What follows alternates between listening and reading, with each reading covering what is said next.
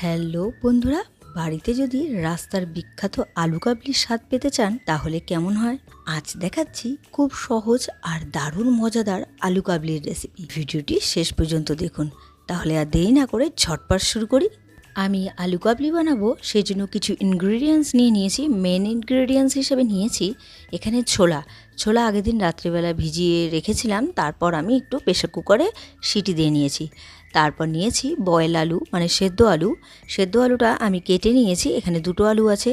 পরবর্তীতে নিয়েছি আমি শসা কুচি, পেঁয়াজ কুচি, ধনেপাতা কুচি, টমেটো কুচি আর কাঁচা লঙ্কা কুচি। একটি বোলের মধ্যে ছোলা দিয়ে তার মধ্যে সেদ্ধ করে কেটে রাখা আলু দিয়ে দিলাম, শসা কুচি, পেঁয়াজ কুচি, টমেটো কুচি, কাঁচা লঙ্কা কুচি, ধনেপাতা কুচি আর বিট নুন দিয়ে দিলাম। আর দিয়ে দিলাম এখানে ভাজা মশলা হিসেবে এখানে ধনে জিরে শুকনো খোলায় ভেজে নিয়ে গুঁড়ো করে নিয়েছি, সেটাই দিয়ে দিলাম। আর দিয়ে দিলাম তেঁতুলের গাদ। এবার একটু নাড়াচাড়া করে দিলাম। এবার এর মধ্যে আমি দিয়ে দেবো একটু ঝাল, আমি একটু বেশি পছন্দ করি, সেই কারণে আমি এখানে লাল লঙ্কার গুঁড়ো ব্যবহার করছি।